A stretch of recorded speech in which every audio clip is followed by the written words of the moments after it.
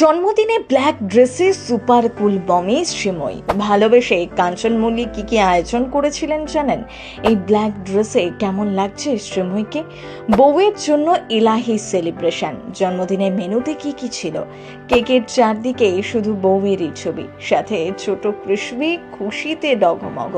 কাঞ্চনের সাথে ঘনিষ্ঠ ছবিও পোস্ট করলেন। মেয়ে বউকে নিয়ে নতুন জীবন শুরু। জন্মদিন উপলক্ষে রাজকীয় আয়োজন করেছিলেন কাঞ্চন মল্লিক। পাশাপাশি হাতে লেখা চিঠিতে প্রেমের কথাও লেখেন। রকমারি উপহার থেকে বিশেষ ভিডিও, কোনো রকম খামতি রাখেননি কাঞ্চন মল্লিক। দুপুরে মেনুতে কি ছিল?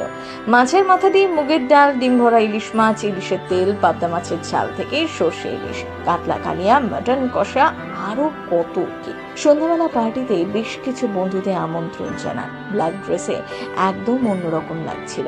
কেক কেটে দিলেন নানান রকম পোজ। জন্মদিনে ভীষণ মজায় ছিলেন শ্রীময়ী, তার আর বলার অপেক্ষা রাখে না। এভাবেই কেটে গেল গোটা দিনটা। স্ত্রীর জন্মদিনের সব মেনু কাঞ্চন ঠিক করেছিলেন।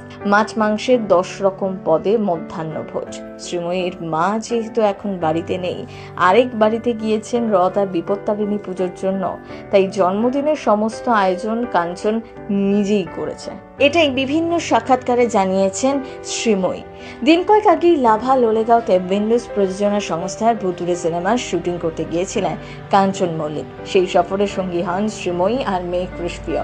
আর সেখান থেকে ফিরেই স্ত্রীর জন্মদিনের সব প্ল্যানিং সেরেছেন। বিয়ের পর থেকেই কাঞ্চন ও শ্রীময়ীকে নিয়ে চর্চার শেষ নেই। কোনো না কোনো বিষয় নিয়ে তারা সব সময় শিরোনামে। এবারও তার অন্যথা হলো না।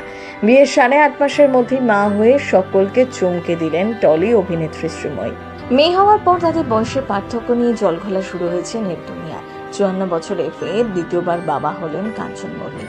এদিকে 30 বছরের গণ্ডি পেরোননি। দুজনের বয়সের ফারাকও বিস্তর। কাঞ্চনের চেয়ে 24 বছরের ছোট তার তৃতীয় স্ত্রী। 12 বছর ধরে একে অপরের সাথে আলাপ। সেখান থেকেই প্রেম শুরু তাদের।